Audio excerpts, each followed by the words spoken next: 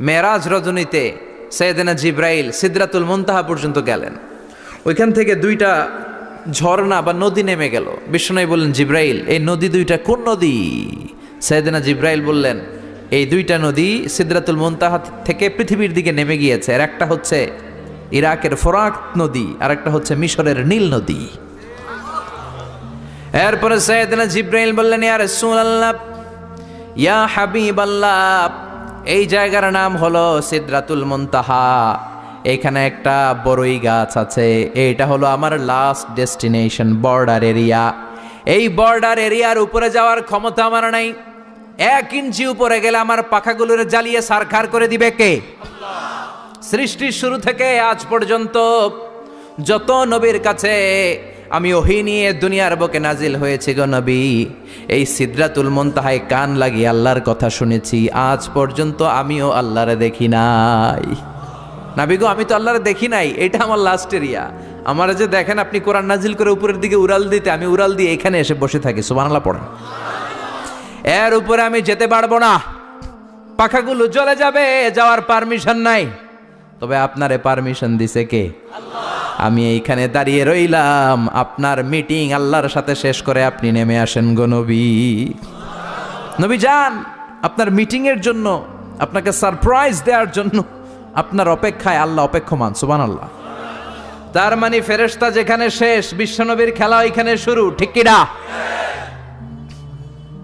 জিব্রাইল ওইখানে থেমে গিয়েছে, আর যেতে পারে না। জিব্রাইল যেখানে শেষ, বিশ্বনবীর যাওয়া শুরু।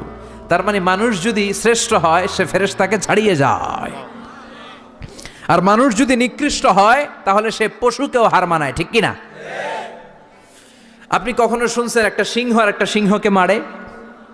একটা বাঘ আর একটা বাঘকে মারে না, একটা হরিণ আর একটা হরিণকে মারে না, একটা হাতি আর একটা হাতিকে হত্যা করে না, কিন্তু একটা মানুষ আর একটা মানুষকে হত্যা করে না? আপনি কখনো শুনবেন না যে একটা বাঘ আর একটা বাঘকে হত্যা করে 10 টুকরা করছে? শুনছেন? একটা হাতি আর একটা হাতিকে মেরে 30 টুকরা করছে? শুনছেন? কিন্তু মানুষ আর একটা মানুষকে শুধু নৃশংসভাবে হত্যাই করে না, হত্যা শেষে তাকে 10 টুকরা করে, 15 টুকরা করে, 30 টুকরা করে বস্তাবন্দি করে। চিল্লা এখন ঠিক কিনা? পাওয়া যায় না এরকম লাশ? গুম করে ফেলছে, ক্রস ফায়ার করে ফেলছে, মেরে ফেলছে, হাত পা বেঁধে, চোখের রশি বেঁধে, বস্তার ভিতরে ভরে ক্ষেতের মধ্যে ফেলে দিস। 3 দিন 4 দিন পর এরকম লাশটা ফুলে উঠছে, পাওয়া যায় না? পত্রিকায় বিভৎস লাশ দেখে আমরা অবাক হই। কোন প্রাণী এমনটা করে না। মানুষ মানুষকে মেরে টুকরা টুকরা করে। একটা ছাগল বনের সব ছাগলগুলোরে মেরে ফেলতে চায় না। একটা হাতি ওই জঙ্গল থেকে সব হাতিগুলোকে শেষ করে দিতে চায় না, কিন্তু মানুষ আগুন জ্বালিয়ে জনপদের পর জনপদ ছারকার করে দেয়, গুলি মেরে এলাকার পর এলাকা ঝাঁঝরা করে দেয়। দ্বিতীয় বিশ্বযুদ্ধের সময় আমেরিকা জাপানের 2টা সিটিতে 2টা বোমা মেরেছে, হিরোশিমা নাগাসাকি। হিরোশিমাতে মেরেছে লিটল বয়, নাগাসাকি শহরে ফেলেছে ফ্যাটম্যান। যে বোমা মারতেছে নিচে, ওই পাইলটগুলো মানুষ না? মানুষ। আর যাদেরকে মারার জন্য মারতেছে তারাও কি মানুষ? মানুষ এতটাই নিকৃষ্ট হতে পারে, সে তার জনপদের সবাইকে সারখার করে দেয়, তার গোষ্ঠীর সবাইকে মেরে ফেলতে কুণ্ঠাবোধ করে না। চিল্লা এখন ঠিক কিনা? এজন্য আল্লাহ ডেকে বললেন, লাহুম কুলুবুল লা ইয়াফকাহুনা বিহা ওয়া লাহুম আ'য়ুনুল লা ইউবসিরুনা বিহা ওয়া লাহুম আযানুল লা ইয়াসমাউনা বিহা উলাইকা কাল আনআমি বাল হুম আদাল উলাইকা হুমুল গাফিলুন। আল্লাহ বললেন, ওদের চোখ আছে, ওরা চোখ দিয়ে দেখে না। হৃদয় আছে, হৃদয় দিয়ে তার ভাইয়ের জন্য তার মায়া লাগে না। কান দিয়ে আকুতি চিৎকার এই কথাগুলো শুনতে পায় না। উলাইকা কাল আনআম, দেখতে এদের হাত আছে, পা আছে, চোখ আছে, দেখতে মানুষের মতো, আসলে এগুলো মানুষ না, এগুলো পশু। বালহুম আদাল, পশুর চেয়েও খারাপ, ঠিক কি না? এগুলো শুধু পশুই না, এগুলো পশুর চেয়েও খারাপ। তো এই কোরআন যদি আপনি পড়েন, আপনার এই পশুত্বের মনোভাবটা দূর হয়ে যাবে, আপনি মানুষের মতো মানুষ হতে পারবেন, ঠিক কিনা? এজন্য আল্লাহ মানুষের নামে একটা সূরা দিলেন, সূরার নাম আল ইনসান। সূরার নাম সবাই বলেন আরো জোরে। ইনসান মানে কি? আরো জোরে কন। আমরা সবাই কি? মানুষ। মানুষ নিয়ে মানুষের মধ্যেও কৌতূহলের শেষ নাই। বিজ্ঞানীদের মতে মানুষ হচ্ছে হোমোস্যাপিয়েন্স গ্রুপের একটা প্রজাতি, যার বিবেক আছে, বাক শক্তি আছে, বুদ্ধি আছে, চেতনা আছে, উপলব্ধি করার মতো ক্ষমতা আছে। চিল্লা এখন ঠিক কিনা?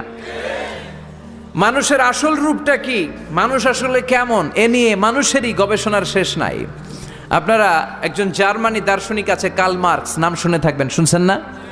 উনি অনেক গবেষণা করে পাইলেন মানুষ হচ্ছে পেট সর্বস্ব জীব। মানে মানুষের পেট ঠান্ডা তো দুনিয়া ঠান্ডা। উনি গবেষণা করে পাইছে মানুষের পেট ঠিক তো সব ঠিক। উনার পরে আরেক দার্শনিক আসলো, ওনার নাম হচ্ছে ভ্লাদিমির লেনিন। উনার বাড়ি হচ্ছে রাশিয়া। উনি রাশিয়ান স্কলার, ফিলোসোফার। উনি এসে বললেন না, মানুষের পেট সমস্যা বড় সমস্যা নয়, মানুষের আসল সমস্যা হচ্ছে যৌন সমস্যা, সেক্স সমস্যা। মানুষের সেক্স ঠান্ডা তো সব ঠান্ডা।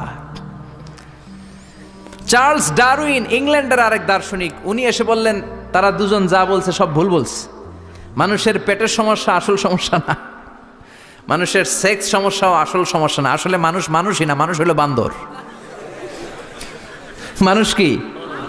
বানর থেকে সময়ের বিবর্তনে, কালের বিবর্তনে বানরগুলো মানুষ হয়ে গিয়েছে। মাথার তার যদি একটু ঢিলা হয়, যা হয় আর কি। তাহলে একদল বলে মানুষের পেটের সমস্যা বড় সমস্যা, আরেক বুদ্ধিজীবীরা বলে মানুষের খাদ্যের সমস্যা বড় সমস্যা, কেউ বলে যৌন সমস্যা বড় সমস্যা, আরেক আবাল বলে মানুষ মানুষ না, মানুষ হলো বান্দর। আল্লাহ বলে একটাও ঠিক কইতে পারে নাই, ঠিক কি না? আল্লাহ বলে মানুষ তাদের পেটের সমস্যা বড় সমস্যা নয়, মানুষের যৌন সমস্যা বড় সমস্যা নয়, কশিন কালেও মানুষ বানর নয়। মানুষকে আমি আল্লাহ নিজ তত্ত্বাবধানে তৈরি করেছি। মানুষ হলো আশরাফুল মাখলুকাত। মানুষ কি? আশরাফুল মাখলুকাত, গোটা সৃষ্টিকুলের মধ্যে সেরা। এজন্য নূরের ফেরেশতাও মানুষকে সেজদা দিতে বাধ্য হয়েছে। চিল্লা এখন ঠিক কি না? তুমি মাটির আদমকে প্রথম সৃষ্টি করিয়া ঘোষণা করিয়া দিলে শ্রেষ্ঠ বলিয়া, তাই তো নূরের ফেরেশতা করে আদমকে সেজদা, ঠিক কি না? তাই তো নূরের ফেরেশতা করে আদমকে সেজদা, সবার চেয়ে সম্মান দিলে মাটির আদমকে। পড়েন আল্লাহু আল্লাহু তুমি জাল্লে জালালুহু, শেষ করা তো যায় না গে তোমার গুণগান। আল্লাহু আল্লাহু, সুবহানাল্লাহ পড়েন। আল্লাহ বলেন পেটের সমস্যা সমস্যা, কিন্তু আসল সমস্যা না। মানুষের যৌন সমস্যা বড় সমস্যা, কিন্তু আসল সমস্যা না। মানুষ বানর নামের প্রজাতির ভেতর দিয়ে মানুষ হয় নাই, মানুষকে আমি নিজে তৈরি করেছি। মানুষকে আমি আশরাফুল মাখলুকাত বানিয়েছি।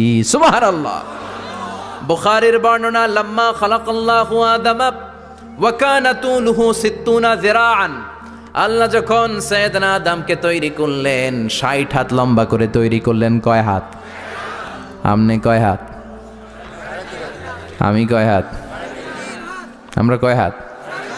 কিন্তু আদম ছিল কয় হাত? সুবহানাল্লাহ কইবেন না? আপনারাও যখন জান্নাতে প্রবেশ করবেন, বুখারীর ওই বর্ণনাতে এসেছে মানুষরা যখন জান্নাতে প্রবেশ করবে প্রতিটা মানুষ 60 হাত লম্বা হয়ে প্রবেশ করবে। এই দুনিয়াতে দাড়ি রাখার জন্য বিশ্বনবী আদেশ করেছেন, কিন্তু জান্নাতে যারা যাবে এদের দাড়িও থাকবে না, মোছও থাকবে না, গায়ের মধ্যে পশমও থাকবে না। সুবহানাল্লাহ বাড়ি দিয়ে গিয়া চিৎকার করে পড়েন আল্লাহু আকবার। তার মানে মানুষ হলো আশরাফুল মাখলুকাত, গোটা বিশ্বের মধ্যে সেরা। আল্লাহ বললেন আদমকে আমি নিজ হাতে তৈরি করেছি। লাম্মা খালাকাল্লাহু আদম ওয়া কানা তুলুহু 60 যিরাআন, 60 হাত লম্বা করে আদমকে বানিয়েছি। আদমকে সব সৃষ্টির মধ্যে শ্রেষ্ঠত্বের মানদণ্ডে উন্নীত করে আদমকে আমি আশরাফুল মাখলুকাত বানিয়েছি। সুবহানাল্লাহ। আমরা আশরাফুল মাখলুকাত, ভালো লাগে না শুনতে? আমরা হচ্ছি খলিফাতুল্লাহি ফিল আরদ, ইন্নী জাইলুন ফিল আরদি। আল্লাহ বলেন আমি দুনিয়াতে আমার আদেশ বাস্তবায়নের জন্য, লি ইজরাই আহকামিল্লাহি ওয়া তানফিযি আওয়ামিরিল্লাহ, আল্লাহর আদেশ আল্লাহর নিষেধ জমিনের বুকে পালন করার জন্য মানুষকে আমি খলিফা বানিয়েছি। কার কথা? চুরি করলে হাত কেটে দাও, কার আইন? নাকি মাননীয় প্রধানমন্ত্রী শেখ হাসিনার আইন? এই দেশের বানানো আইন। চুরি করলে হাত কাটো, কথাটা কার? السارق والسارقة فاقطعوا أيديهما جزاء بما كسبا نكالا من الله والله عزيز حكيم. If anyone steal something very precious from the society, the government should cut down his right hand. দামি কিছু চুরি করলে এটা সাক্ষীর দ্বারা সাব্যস্ত হলে গভর্নমেন্টের উচিত তার ডান হাতটা এক কোপ মেরে কেটে দেয়া। কার কথা? বানু মাখজুমিয়া গোত্রের এক মেয়ে মদিনাতে চুরিতে ধরা পড়ল। অনেক বড় ফ্যামিলির, ডিগনিফাইড শিল্পপতির মেয়ে। সাহাবারা বলল, এই মেয়ের হাত যদি বিশ্বনবী মদিনায় কেটে দেয়, মদিনাতে তো মারামারি লেগে যাবে। কে বলবে বিশ্বনবীর কাছে যে সুপারিশ করার ক্ষমতা কারো নাই? বিশ্বনবীর পালক পুত্র ওসামা বিন যায়েদ ইবনে হারেসা, তার ছেলে ওসামা পালক পুত্রের ছেলে, তাকে বিশ্বনবী বড্ড ভালোবাসতো। তার উপাধি হলো হুব্বু রাসূলিল্লাহ, বিশ্বনবীর ভালোবাসা। সবাই বলল, ওসামা আমরা যে বলতে পারবো না, তুই যে নবীরে সুপারিশ কর। ও নবী, যদিও চুরি করেছে মেয়েটা, সাব্যস্ত হয়েছে, কিন্তু আপনি মাফ করে দেন, হাত কেটে দিয়েন না। ওসামা যে বলে, নবী হাত কেটে দিয়েন না। বিশ্বনবীর চেহারাটা আগুনের গোলার মতো লাল হয়ে গেল। বিশ্বনবী বললেন, ওসামা এটা আল্লাহর আইন, সুপারিশ করার সাহস তোর বুকের ভিতরে দিল কে? কে দিয়েছে স্পর্ধা? লাউ আন্না ফাতিমা বিনতে মুহাম্মদ সারাকাত লাকাতা মুহাম্মাদুন ইয়াদাহা। এই মেয়ে তো দূরের কথা, আমার কলিজার টুকরা, নয়নের পুটুলি, জান্নাতি নারীদের সর্দারানী আমার মেয়ে ফাতেমাও যদি চুরিতে ধরা পড়ে, আমি তলোয়ারটা বের করে ফাতেমার হাত কেটে দিতে এক সেকেন্ডও দেরি করব না। কারণ আইনটা কার? চিল্লায় বলেন কার? এজন্য বাংলাদেশের চুরি চামারি আছে না নাই?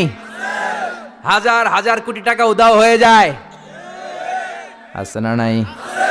আমাদের মাননীয় প্রধানমন্ত্রী যদি এই নিয়ম করে দেয়, যারাই চুরি করবে হাত কেটে দেয়া হবে। বাইতুল মুকাররমের স্কয়ারের সামনে হাত কেটে দেয়া হবে। আর প্রতিটা চ্যানেল লাইভ ব্রডকাস্ট করবে, এটা সরাসরি সম্প্রচার, আমরা সবাই দেখব কেমনে চোরদের হাত কাটে। এই নিয়ম যদি আমাদের মাননীয় প্রধানমন্ত্রী করে দেয়, দেশে আর চোর খুঁজে পাওয়া যাবে? কথা কন। তবে এই চোর লাউ চোর, ডাইল চোর, মুরগি চোর না, যারা হাজার কোটি টাকা মেরে দেয়। এক সিগনেচারে দেশের 10,000 কোটি টাকা নাই, চিল্লায় বলো ঠিক কিনা? এই চোরদের বিচার যদি করা যেত, তাহলে এই দেশে আর দুর্নীতি থাকতো না। দুর্নীতি দমন কমিশনের দরকার হতো না। মন্ত্রীদের রাতের ঘুম হারাম হতো না। এটা মদিনার সমাজ হয়ে যেত, শান্তির বাংলাদেশ হয়ে যেত, ঠিক কিনা? এজন্য আল্লাহ বললেন, গোলাম এই জমিনের ভেতরে চুরি করলে হাত কেটে দিবা, জিনা ব্যভিচার করলে ডেথ পেনাল্টি, ক্যাপিটাল পানিশমেন্ট, মৃত্যুদণ্ড, সর্বোচ্চ শাস্তি, ঠিক কিনা? আপনাদের নোয়াখালীর কোথায় যেন একটা মেয়ে ধর্ষিতা হয়েছে, সুবর্ণচর, এটার বিচার হয়েছে না? প্রক্রিয়াধীন হচ্ছে, সবাই অ্যারেস্ট হচ্ছে। এজন্য ইসলাম দিয়ে যদি আইন কায়েম করা হয়, 24 ঘন্টার আলটিমেটামে সব বিচার হয়ে যাবে, যেরকম ঠিক কিনা? ইসলাম বলে চোরের হাত কেটে দাও। জেনা ব্যভিচার করলে ডেথ পেনাল্টি, সৌদি আরবে হেড অফ করে, গলা কেটে ফেলে। বাংলাদেশেও যদি এটা করা যেত, খবর হয়ে যেত, আর কোন ধর্ষক বাংলার জমিনে জন্মাতো না, চিল্লায় বলো ঠিক কিনা? আল্লাহ বলেন, আমি মানুষকে খলিফা বানিয়েছি আমার এই হুকুম আহকামগুলো বাস্তবায়নের জন্য। সব সৃষ্টিকুলের মধ্য থেকে মানুষকে আমি বানিয়েছি আশরাফুল মাখলুকাত। আবার মানুষকে বানিয়েছি আমি আমার খলিফা। আবার মানুষের চেহারাটা আমি আল্লাহ সব চাইতে সুন্দর করে তৈরি করেছি। সুবহানাল্লাহ। লাকাদ খালাকনাল ইনসানা ফি আহসানি তাকওয়িম। আমি মানুষের চেহারাটা সব চাইতে চমৎকার অবয়ব দিয়ে তৈরি করেছি রে গোলাম। সুবহানাল্লাহ। পৃথিবীতে যত প্রাণী আছে সব সৃষ্টির মধ্য থেকে আমাদের সৃষ্টিটা সুন্দর না? আপনি হিউম্যান অ্যানাটমি নিয়ে যদি গবেষণা করেন, কেমনে আল্লাহ আমাদের এখানে হার্ট দিলেন, লাঞ্চ দিলেন, হ্যাঁ, তারপরে 206টা হাড্ডি দিলেন, হাড্ডিগুলো আবার ব্যান্ড করা যায়, দেখছেন? বাঁকা করা যায় না? এটা বাঁকা করা যায়। বাঁকা না করলে আপনি খাইতে পারতেন? ক্রিকেট যারা খেলো, পেস বল করতে পারতা? স্পিন বল, হ্যাঁ, অফিস স্পিন, লেগ স্পিন, কয় হুজুরও জানে কেমনে এটি, তোর থেকে শিখছি বেটা। তো এই যে ছেলেপেলারা এরকম অফ স্পিন করে, লেগ স্পিন করে, এগুলো হচ্ছে আল্লাহর দেয়া কারিশমা। হাত ঘুরানো যায়। আল্লাহ যদি এটাকে এরকম ব্যান্ড করার সুযোগ না দিতেন, করতে পারতাম? আবার এইখানেও বাঁকা করার সুযোগ আছে না নাই? এইখানেও আছে না নাই? আবার এইখানেও আছে না নাই? কত কাজ। বাজার করে যখন বাজারের ব্যাগ যখন নিয়ে আসেন কোথায় ধরে রাখেন? আঙ্গুলে ধরে রাখতে হয়। ক্যারাম যখন খেলো কি দিয়ে টোকা মারো? সুবহানাল্লাহ কয় না পোলাপান? আহা, কত খেলার সিস্টেম আল্লাহ দিলেন। আবার ক্রিকেটের মধ্যে 2 আঙ্গুল তুললে কি? ওই যে সব মুখস্থ। আবার 1 আঙ্গুল তুললে কি? দেখছেন ঘটনা? আউট। কত কাজ এই আঙ্গুল দিয়ে। এই আঙ্গুলগুলোর বাঁকা করার, বেন্ড করার ক্ষমতা আমাদেরকে দিয়েছে কে? আল্লাহ। এজন্য আল্লাহ বললেন লাকাদ খালাকনাল ইনসানা ফি আহসানি তাকওয়িম। আমি মানুষের চেহারাটা সব চাইতে সুন্দর করে তৈরি করেছি। মানুষ সুন্দর, আমাদের চোখ সুন্দর না মিয়া? আমাদের চোখও যদি সুন্দর হতো তাইলে আমরা বুঝতাম মানুষগুলো কত সুন্দর। আমরা মনে করি ধলা হইলেই সুন্দর। কয় ধলা ধলা এটা সুন্দর, ডাকাইত, এগুলো ডাকাত।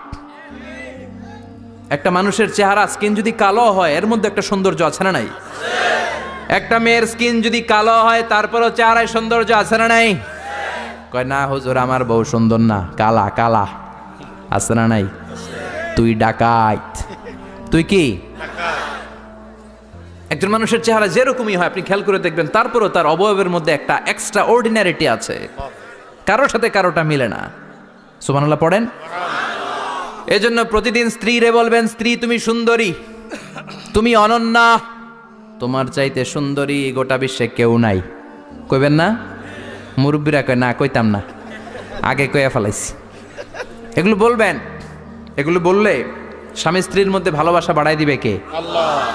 আমি প্রায় এগুলো বলি, উৎসাহিত করি যে স্বামী স্ত্রীর মধ্যে যে ভালোবাসাটা এটা পবিত্র, এটা জান্নাতি। এই ভালোবাসা জান্নাতে শুরু হয়েছিল সাইয়েদনা আদম আর হাওয়ার মধ্য দিয়ে। চিল্লা এখন ঠিক কিনা?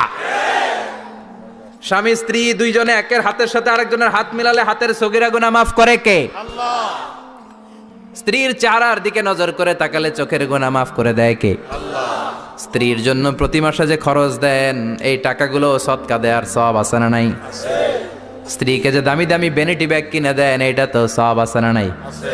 কক্সবাজারে ঘুরতে নিয়ে গেলে সওয়াব আছে না নাই? আছে। ফুল কিনে দিলে সওয়াব আছে না নাই? ভালোবাসার গান শোনাইলে সওয়াব আছে না নাই? তোমারে লেগেছে কত যে ভালো চাঁদ বুঝি তা জানে, রাতেরও আধারে দোসর হয়ে তাই সে আমারে টানে, চাঁদ বুঝি তা জানে। ঠিক কিনা? আজকে পারবেন না শোনাইতে রাত্রেবেলা? পারবেন? পারবেন? পোলাপাইনরা কয় পারবো। তোকে তো বেটা বিয়েই হয় নাই, বিয়ার পরে শোনাইস। তো এই ভালোবাসার গানগুলো শোনালে নিজেদের মধ্যে একটা ইন্টিমেসি তৈরি হয়। বিশ্বনবীও এরকম স্ত্রীর সাথে খুনসুটি করতেন, ভালোবাসা করতেন। এটা হালাল, কিন্তু এটা জায়গা মতো না করে ভাবির লগে করলে মায়ের আসে না নাই? ভালোবাসার গান জায়গা মতো শোনাতে হবে। স্ত্রীকে ভালোবাসার গান না শুনিয়ে যদি চাচাতো বোনরে শোনাও, শালিরে শোনাও, পাড়ার মেয়েদের সাথে যদি টাঙ্কি মারো, ফিল্ডিং মারো, মায়ের আসে না নাই? তার মানে জায়গা মতো করলে সব সওয়াব। সুবহানাল্লাহ পড়েন। আর বিয়েটারে সহজ করে দিবেন। আমি তো সব জায়গায় বলি বিয়েটাকে সহজ করে দেন। আমরা বিয়েটারে কঠিন করে ফেলছি। একটা ছেলে এই দেশে 16 থেকে 18 বছর বয়সে ম্যাচিউরড হয়, কিন্তু ওরে বিয়ের পিড়িতে বসায় 32 বছর বয়স। তো বাকি 32 বছর কি আঙ্গুল চুষবে? কথা কন, কি করবে? ও যে পাপ কাজ করে, ও যে পর্নোগ্রাফি দেখে, ও যে মাস্টারবেশন করে, এগুলোর পার্সেন্টেজ গুণা মা বাবার আমল নামায় আছে না নাই? মা বাবার এত সহজে পার পেয়ে যাবেন না। ছেলে মেয়েগুলারে সময় হলে বিয়ে দিয়ে দেন। বিয়ের চেয়ে ভালো কাজ পৃথিবীতে আছে? যেই সমাজে বিয়ের খরচ বেড়ে যায় ওই সমাজে জেনার খরচ কমে যায়। বিয়ে করতে লাগে 10 লাখ, জেনা করতে লাগে 500 টাকা। কথা কন। এজন্য জেনাকে সহজ করবেন না বিয়েকে সহজ করবেন? বিয়ের কথা কইলেই পোলারা কয় তুই নিজের পায়ে দাঁড়া।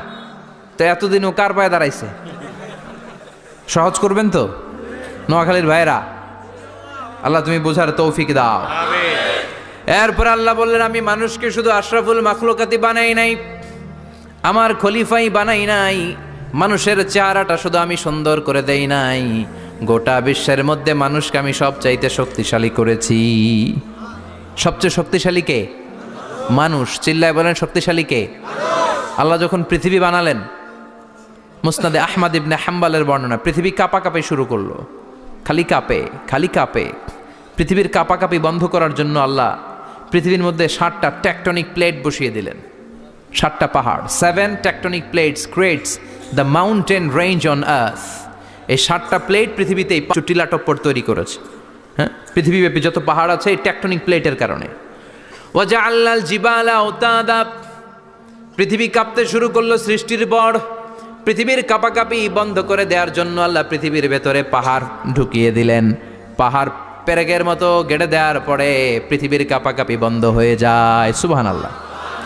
ফেরেশতারা অবাক হয়ে বলে, মাবুদ, পৃথিবীর কাঁপাকাঁপি বন্ধ হলো কেমনে? আল্লাহ বললেন, ও ফেরেশতারা, পৃথিবীর মধ্যে আমি পাহাড়কে গেড়ে দিয়েছি। পাহাড় গেড়ে দেওয়ার কারণে পৃথিবীর কাঁপাকাঁপি বন্ধ হয়ে গেছে। ফেরেশতারা বললেন, তাই নাকি? পাহাড়ের এত বড় শক্তি। ইয়া রাব, হাল মিন খালকিকা আশাদ্দা মিনাল জিবাল, আপনার এই সৃষ্টিকুলের মধ্য থেকে পাহাড়ের চাইতে বেশি শক্তিশালী কিছু আছে নাকি? আল্লাহ বললেন, হ্যাঁ আছে। পাহাড়ের চাইতে শক্তিশালী হচ্ছে আল হাদিদ, মানে লোহা। পাহাড়ের চেয়ে শক্তিশালী কি? এই লোহার নামে কোরআনে সূরা আছে না নাই? সূরার নাম কি? কথা বলেন। وأنزلنا الحديد فيه بأس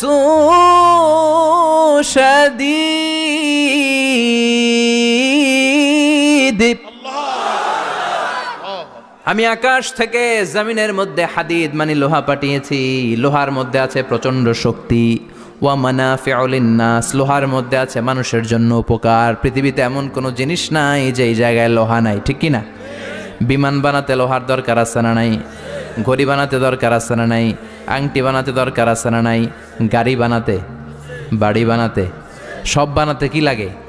লোহা। আল্লাহ বললেন লোহা সবচেয়ে শক্তিশালী। এটা পাহাড়ের চেয়েও শক্তিশালী, কারণ লোহা পাহাড়ের মধ্যেও ঢুকায় দেওয়া যায়, ঠিক কি না? ফেরেশতারা বললেন, আল্লাহ, হাল মিন খালকিকা আশাদ মিনাল হাদিদ, আপনার এই সৃষ্টিকুলের মধ্যে থেকে লোহার চাইতেও কি শক্তিশালী কিছু আছে? আল্লাহ বললেন, নাআম আছে। লোহার চাইতে শক্তিশালী হলো আন্নার, মানে আগুন। আগুনের স্পর্শ পেলে লোহা গলে যায়, ঠিক কি না? আগুন জ্বালিয়ে দিলে লোহা অস্তিত্ব হারিয়ে ফেলে, লোহা গলে যায়। ফেরেশতারা বলল, আল্লাহ, হাল মিন খালকিকা আশাদ্দা মিনান নার, আপনার সৃষ্টির মধ্য থেকে আগুনের চাইতেও শক্তিশালী কিছু আছে নাকি? আল্লাহ কয় আছে। সেটা কি? কথা কন। মিঠা নদীর পাহানি, আল্লাহ তোমার মেহেরবানি। সুন্দর ফুল, সুন্দর ফল, মিঠা নদীর পাহানি, আল্লাহ তোমার মেহেরবানি। তুমি কতই দিলে রতন, ভাই বেরাদর পুত্র স্বজন। ক্ষুধা পেলে অন্ন যোগাও, মানি চাই না মাহানি, আল্লাহ তোমার মেহেরবানি। সুন্দর ফুল, সুন্দর ফল, আল্লাহ তোমার মেহেরবানি। চিল্লায় পড়েন আল্লাহু আকবার। আল্লাহ বললেন, আগুনের চেয়ে শক্তিশালী হলো পানি। আগুনের মধ্যে যদি পানি ঢেলে দেয়া হয় আগুন নিভে যায়, ঠিক কিনা? ফেরেশতারা বলল, আল্লাহ, হাল মিন খালকিকা আশাদ্দা মিনাল মা, আপনার সৃষ্টিকুলের মধ্যে পানির চাইতেও শক্তিশালী কিছু আছে নাকি? আল্লাহ কইলেন, আছে।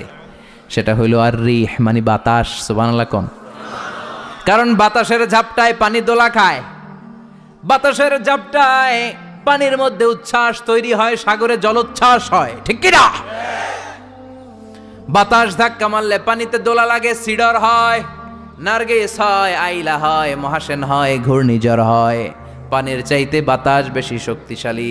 ফেরেশতারা অবাক হয়ে বলে, আল্লাহ, তাহলে আপনার সৃষ্টিকুলের মধ্য থেকে বাতাসের চাইতেও শক্তিশালী কিছু আছে নাকি? আল্লাহ কয় আছে। ফেরেশতারা বললেন, বাতাসের চাইতেও শক্তিশালী যদি কিছু থেকে থাকে সেটা কি? আল্লাহ বললেন, সেটা হলো মানুষ, বনি আদম, আল ইনসান। তবে ওই মানুষ যেই মানুষ দান করে। কি করে? ডান হাত যা দান করে, বাম হাত সেটা টের পায় না। সুবহানাল্লাহ।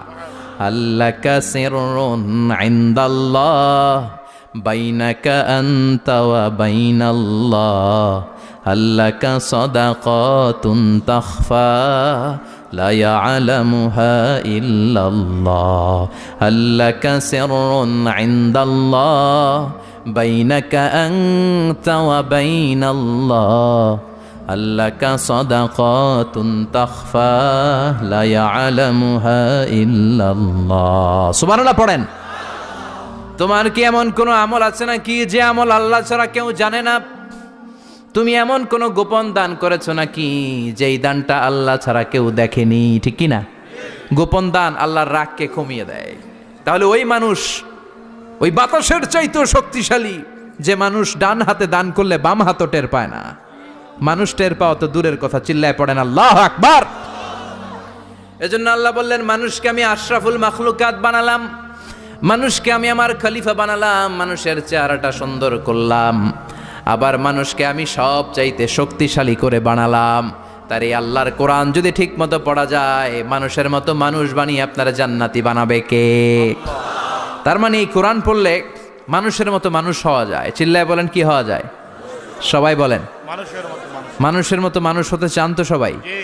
সবাই চাই। আসুন দেখি মানুষের নামে সূরায় আল্লাহ কি বললেন, পড়েন। আউযু বিল্লাহি মিনাশ শাইতানির রাজিম। বিসমিল্লাহির রহমানির রহিম। হাল আতা আলাল ইনসানি হিনুম মিনাদ দাহরি লাম ইয়াকুন শাইআম মাযকুরা। আল্লাহ বললেন, মানুষের জীবনের একটা সময় ছিল যেই সময়টা উল্লেখ করার মতো মানুষ কিছুই ছিল না। সুবহানাল্লাহ। প্রত্যেক মানুষের জীবনে এমন একটা সময় ছিল যেই সময়টাতে উল্লেখ করার মতো সে আসলে কিছুই ছিল না, তার অস্তিত্বই ছিল না, সে জিরো ছিল, তাকে জিরো থেকে হিরো বানিয়েছে কে? হাল আতা আলাল ইনসান, এই হাল হচ্ছে ইস্তেফাম তাকরীরি বিমানা কাদ আতা আলাল ইনসান। অবশ্যই অবশ্যই মানুষের জীবনে এমন একটা সময় এসেছে, লাম ইয়াকুন শাইআম মাযকুরা, উল্লেখ করার মতো সে কিছুই ছিল না। কার কথা? মুফাসসিরিন একরাম ইনসান দ্বারা এখানে দুইটা জিনিস বুঝিয়েছেন। এক হলো সাইয়েদনা আদম, আর এক হলো আমরা সবাই। এই পৃথিবীতে মানুষ বানানোর তিন ক্যাটাগরি। ক্যাটাগরি নাম্বার 1, মাও নাই বাবাও নাই।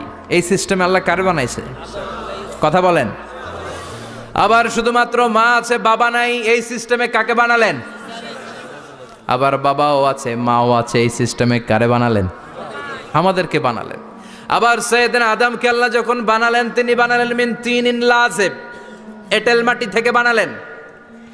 এঁটেল মাটি দিয়ে কাঠামো বানানো যায় না, স্ট্রাকচার করা যায় না। এঁটেল মাটি জমিন থেকে নিয়ে আল্লাহ রেখে দিলেন 40 বছর। চিল্লায় বলেন, কয় বছর? আর আকাশকে বললেন, ইয়া সামা ওয়ামতিরি আলাইহি 40 সানা, ও আকাশ এই মাটির উপরে 40 বছর তুমি বৃষ্টি দাও। 40 বছর এঁটেল মাটির উপরে বৃষ্টি জমতে জমতে জমতে জমতে এটা হয়ে গেল হামাইম মাসনুন, কাদামাটি। সুবহানাল্লাহ পড়েন। কাদামাটি থেকে গেল 40 বছর। কাদামাটি থেকে আল্লাহ সাইয়েদনা আদম আলাইহিস সালামের ডাইস বানালেন। তারপরে আল্লাহ সূর্যরে বললেন, ইয়া শামসু হাররিকি আলাইহি 40 ইয়াউমা, ও সূর্য এবার আদমের কায়ার উপরে, মূর্তির উপরে তুমি 40 বছর সূর্যের আলো দাও। 40 বছর সূর্যের প্রখর ও তীব্র তির্যক তাপে এবং কিরণে আদম হয়ে গেছে এখন সলসলিন কাল ফাখার, টোকা মারলে ঠন ঠন করে। সুবহানাল্লাহ পড়ে। এখনো রুহের ফুৎকার দেয় নাই এখনো, কিন্তু কেটে গেছে 120 বছর। 340 কত? 120 বছর চলে গেল। এই বিশাল লম্বা সময়ে আল্লাহ বললেন, লাম ইয়াকুন শাইআম মাযকুরা, উল্লেখ করার মতো আদম কিছুই ছিল না। রুহের ফুৎকার যেহেতু দেয় নাই 140 বছর, এটা এঁটেল মাটি, পরে ছিল কাদামাটি, এরপরে হয়েছে মূর্তি, ঠনঠনে মূর্তি। উল্লেখ করার মতো আদমের জীবনে 124 বছরে কিছুই ছিল না। চিল্লায় বলেন, ঠিক কি না? আবার আমরাও যারা সলিমুদ্দিন কলিমুদ্দিন, আমরাও আমাদের মায়ের পেটের ভেতরে প্রথমে ছিলাম 40 দিন। বুখারীর বর্ণনা, ইন্না হাদাকুম ইউজমাউ খালকুহু ফি বাতনি উম্মিহি 40 ইয়াওমান সুম্মা ইয়াকুনু নুতফাতান মিসলা যালিক সুম্মা ইয়াকুনু আলাকাতান মিসলা যালিক ফায়াতি ইলাইহিল মালাকু ফায়ানফাখু ফীহির রূহ। আমরা যারা সলিমুদ্দিন কলিমুদ্দিন, আমরা আমাদের মায়ের পেটের ভেতরে 40 দিন ছিলাম নুতফা, এক ফোঁটা বীর্য। তারপরে 40 দিন ছিলাম আলাকা, রক্তপিণ্ড। তারপরে 40 দিন ছিলাম মুদগা, গোশতপিণ্ড। 340 120 দিন। কয় দিন? এই 120 দিনের লম্বা সময়ে লাম ইয়াকুন শাইআম মাযকুরা, উল্লেখ করার মতো আমরা আসলে কিছুই ছিলাম না। কারণ মানুষই তো হয় নাই, ডিফর্ম বেবি, এখনো দেহের আগাগোড়া কিছু হয় নাই। 120 দিন পর ফেরেশতা এসে আমার দেহের মধ্যে ফুৎকার দিয়ে যায়, তখন আমার হার্ট পার্টিশন চালু হয়ে যায়, আমার হার্টবিট চালু হয়, সিস্টলিক ডায়াস্টলিক, এই যে ধপ ধপ ধপ, এই প্রেশারটা ছাড়া মানুষ বাঁচে? ফুসফুসের কাজ কি? খালি ধপ ধপ করে, দম টানে আর দম নেয়, দম ফুরাইলে ঠুস। হায় রে মানুষ রঙিন ফানুষ, দম ফুরাইলে। তবু তো ভাই কারোরই নাই একটুখানি, হায় রে মানুষ রঙিন ফানুষ, রঙিন ফানুষ, হায় রে মানুষ। সুবহানাল্লাহ। আমরা ছিলাম নুতফা, আলাকা, মুদগা, sperm drop, then blood clot, and finally the little flesh. আমি আমার এমফিল রিসার্চ করেছি এটার উপর, এটার ইংরেজিতে বলে এমব্রয়োলজি, ভ্রূণ তত্ত্ব। How the little এমব্রয়ো develops in mother ওম, মায়ের পেটে এই ছোট্ট ভ্রূণ, এটা কেমন করে শুক্রাণু ডিম্বাণু থেকে 8 মাস 10 মাস 9 মাস পরে কেমন করে জমিনে আসে। How the little এমব্রয়ো develops in mother ওম, মায়ের পেটে কেমন করে ডেভেলপ করে। একেবারে ক্ষুদ্র ছিলাম আমি, তুচ্ছ ছিলাম আমি, নগণ্য ছিলাম আমি, আমার কোনো নাম ছিল না, আমার কোনো গ্রাম ছিল না, আমার কোনো পরিচয় ছিল না। এখন দুনিয়াতে আমাদের পরিচয় আছে না নাই? কিন্তু মিজানুর রহমান আজহারি একটা সময়ে লাম ইয়াকুন শাইআম মাযকুরা, তোরা কেউ চিনতো না, তোর নামটাও কেউ জানতো না, উল্লেখ করার মতো তুই কিছুই ছিলি না। এটা দিয়ে আল্লাহ বুঝাতে চাইলেন তোর কিছুই ছিল না, জিরো থেকে আমি হিরো বানালাম। ক্ষমতার দাপট দেখাবি না, ক্ষমতার অহংকার দেখাবি না, টাকা পয়সার গরম দেখাবি না। 2 দিনের টাকার মালিক হয়ে ওর পা জমিনে লাগে না, এরকম টাকা তা ছেড়ে নাই। লাম ইয়াকুন শাইআম মাযকুরা, তোর চেয়ে বড় ক্ষমতাশীল ছিল ফেরাউন। আল্লাহ ছাড় দিয়েছে, ছেড়ে দেয় নাই, ঠিক কি না? নমরুদরে ছাড় দিয়েছে, ছেড়ে দেয় নাই, ঠিক কি না? আবু জাহেলকে ছাড় দিয়েছে, ছেড়ে দেয় নাই, ঠিক কি না? এখনো যারা গাদ্দারি করে, ইসলামের বিপক্ষে কথা বলে, ইসলামকে জমিনের ভিতর গেড়ে দিতে চায়, দেখা যায় আল্লাহ ওদেরকে ছাড় দেয়, কিন্তু ছেড়ে দেবে না। চিল্লায় কও ঠিক কি না? পৃথিবীতে কেউ তো স্থায়ী হয় না, হোক না সে ফেরাউন কিবা নমরুদ, কেউ ভাবে চিরদিন রয় না, কেউ ভাবে চিরকাল রয় না। কেউ থাকতে আসে নাই, এত বড় বড় দাপটওয়ালারা সব শেষ। আমি তো প্রায় জায়গায় বলি, আমি ফেরাউনের লাশটা নিজে দেখে এসেছি, যেহেতু আমি আল আজহার ইউনিভার্সিটির স্টুডেন্ট। 200 পাউন্ড লাগে দেখতে, আমি দেখছি ফ্রি। আমার আল আজহারের জামিআতু আল আজহার শরীফের একটা কার্ড ছিল, ওইটা দেখাইলে সব ফ্রি, ফ্রিতে দেখে আসছি। ঢুইকে দেখি ফেরাউন চাচা শুয়ে রয়েছে। আমি বললাম, ফেরাউন চাচা কেমন আছো? How are you, what's up man? কোনো আওয়াজ নাই। আমি জিজ্ঞেস করেছি তাকে, কেমন আছো তুমি, কি অবস্থা, কেমন যাচ্ছে তোমার, হোয়াটস আপ? কোনো আওয়াজ নাই। আমি অবাক হয়েছি, এই লোকটার হুঙ্কারে মিশরের জমিন থার থার করে কাঁপতো, আজকে ওরা শেষ করে দিছে কে? আজ আছে কাল নাই, ঠুস, দম ফুরাইলে। এজন্য আল্লাহ বললেন, হাল আতা আলাল ইনসানি হিনুম মিনাদ দাহরি লাম ইয়াকুন শাইআম মাযকুরা। মানুষের জীবনে এমন একটা সময় ছিল, উল্লেখ করার মতো সে কিছুই ছিল না। আমরা যে কত ক্ষুদ্র ছিলাম আপনি কল্পনাও করতে পারবেন না। ফালইয়ানযুরিল ইনসানু মিম্মা খুলিকা মিম্মা ইন দাফিক ইয়াখরুজু মিন বাইনিস সুলবি ওয়াত তারাইব। বাবার পৃষ্ঠদেশ থেকে, মায়ের বক্ষদেশ থেকে দুইটা মিলিত হয়ে মায়ের জরায়ুর ভেতরে তোরে সেট করলো কে? আমরা ছিলাম শুক্রাণু। শুক্র চিনেন? স্পার্ম। শুক্রও ছিলাম না আমরা, শুক্রাণু মানে শুক্রের অণু। ডিম্ব আমরা ছিলাম না, আমরা ছিলাম ডিম্বাণু মানে ডিম্বের, আরবিতে বলে আল বুয়াইদা আল উনসাউইয়া। 1 ফোঁটা বীর্যের ভেতরে, 1 ফোঁটা শুক্রের ভেতরে 20 কোটি অণু থাকা লাগে। ওই 20 কোটির একটা ছিলাম আমি, 20 কোটির একটা ছিলেন আপনি। উল্লেখ করার মতো আমি কিছুই ছিলাম না, আমরা কিছুই ছিলাম না। চিল্লা এখন ঠিক কি না? আল্লাহ বললেন, লাম ইয়াকুন শাইআম মাযকুরা, কিছুই ছিল না। স্পার্ম ড্রপ আর ওভাম দুইটাকে মিলিয়ে আমি আল্লাহ করে ফেললাম জাইগোট। সেইটারে আমি বানালাম এমব্রয়ো, ভ্রূণ, ব্যাঙ্গাচির মতো।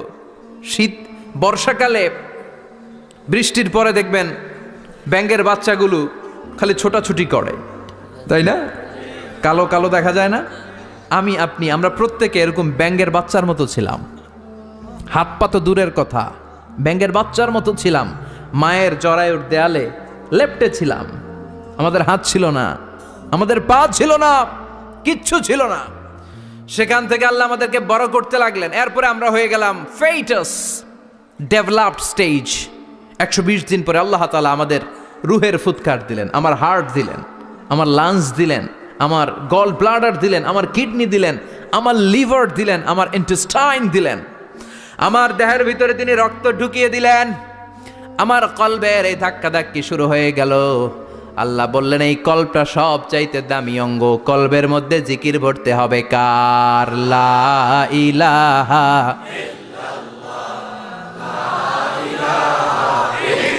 লা ইলাহা ইল্লাল্লাহু মুহাম্মাদুর রাসূলুল্লাহ সাল্লাল্লাহু। কলবের ভেতরে ভরতে হবে আল্লাহর জিকির। অনেকেই কলবের ভেতরে ভরে আয়না, আছে না নাই? আয়না বসাইয়া দে মোর দয়াল বাবা, কেল্লা কাবা আহেনার কারিগর, আয়না বসাইয়া দে মোর। তোর বাবার কলবেই তো আয়না নাই, তোরে কি আয়না দিবে বেটা? বিশ্বনবী কখনো বলেছেন কলবে আয়না বসাতে? বিশ্বনবীর সাহাবারা কলবে বসাতে হবে আল্লাহর জিকির। আলা বিযিক্রিল্লাহি তাতমাইন্নুল। দুনিয়ার কোনো কিছু কলবকে ঠান্ডা করতে পারে না, একমাত্র আচিল্লা এখন, ঠিক কিনা? এজন্য আল্লাহ বললেন, হাল আতা আলাল ইনসানি হিনুম মিনাদ দাহরি লাম ইয়াকুন শাইআম মাযকুরা। প্রতিটা মানুষের জীবনে এমন একটা সময় ছিল উল্লেখ করার মতো কিছুই ছিলাম না। এই আয়াতটা যখন ইসলামের প্রথম খলিফা বিশ্বনবীর ডান হাত সাইয়েদনা আবু বকর পড়তেন, তিনি শুধু কান্না করতেন, চোখের পানি ফেলতেন আর বলতেন, লাইতাহা তাম্মাত, হায় হায় আমার পুরো জীবন যদি এভাবেই কেটে যেত। লাম ইয়াকুন শাইআম মাযকুরা, মায়ের পেটের ভিতরে যখন ছিলাম, কিছুই যখন ছিলাম না, এরকমই যদি থাকতাম কতই না ভালো হতো। লা নাবতালি ওয়ালা নালিদ, জন্মগ্রহণ করতাম না, পরীক্ষার সম্মুখীন হতাম না, জীবনটা যদি এমনিই কেটে যেত কতই না ভালো হতো। এজন্য আল্লাহ বললেন, প্রতিটা মানুষের জীবনে এমন একটা সময় ছিল উল্লেখ করার মতো সে কিছু ছিল। এরপর আল্লাহ বললেন, ইন্না খলাকনাল ইনসানা মিন নুতফাতিন আমশাজিন নাবতালি ফাজআলনাহু সামিআন বাসীরা। নিশ্চয় আমি মানুষকে জমাট বাঁধা মিশ্রিত নুতফা থেকে তৈরি করেছি। বাবার শুক্রাণু মায়ের ডিম্বাণু দুইটাকে মিলিয়ে দিল কে? জরায়ের ভিতরে সেট করলো কে? আল্লাহ বললেন, ফি কারারিম মাকিন, গোপনতম প্রকোষ্ঠে, যেই প্রকোষ্ঠে কোনো কবিরাজি কাজে লাগে নাই, কোনো ডাক্তারের ডাক্তারি কাজে লাগে নাই, কিন্তু 9টা মাস ধরে খাবার পানি আর অক্সিজেন তোরে দিছে কে? আল্লাহ। আবার আল্লাহ বললেন, ফি যুলুমাতিন সালাস, 3টা প্যাকেট পড়িয়ে তোরে আমি রেখেছি, যতটুকু টেম্পারেচারে রাখলে তুই বেঁচে থাকবি ততটুকু টেম্পারেচারে তোরে রেখেছে কে? এজন্য আল্লাহ বললেন, মিন নুতফাতিন আমশাজিন নাবতালি, তারপরে তোকে আমি পরীক্ষা করতে শুরু করলাম দুনিয়ায়। দুনিয়াতে আমাদের জন্য পরীক্ষা আছে না নাই? যে আল্লাহর কাছে যত প্রিয় তার পরীক্ষাও তত। আসাদুন নাসি বালাআন আল আম্বিয়া, দুনিয়ার মধ্যে সব চাইতে বেশি আল্লাহ পরীক্ষা করেছেন নবীদের, ঠিক কি না? সাইয়েদনা ইউসুফ আলাইহিস সালাম 10 বছর জেলে বন্দী ছিলেন, বিশ্বনবী 3 বছর জেলে বন্দী ছিলেন। শিয়াবে আবি তালেবের জেলখানায় বিশ্বনবী ছিলেন কি ছিলেন না? এজন্য জেল জরিমানা মুমিন ভয় পায় না, ঠিক কি না? আল্লাহ বললেন, নাবতালি, তোকে আমি পরীক্ষা করব ভয় দিয়ে, ক্ষুধা দিয়ে, সম্পদের হানি ঘটিয়ে, প্রাণ নাশের হুমকি দিয়ে। ইসলামের কথা বলা এত সোজা না। আপনি ইসলামের কথা বলবেন, আপনার বিরুদ্ধে ষড়যন্ত্র আছে না নাই? কিন্তু এগুলো দেখার আমাদের সময় আছে নাকি? আমরা কোরআনের কথা বলেই যাব, কোরআনের শান্তির বাণী বিশ্বব্যাপী আমরা ছড়িয়েই দিব, ঠিক কি না? আল্লাহ পাক আমাদের সবাইকে কথাগুলো বুঝার ও আমল করার তৌফিক দান করো।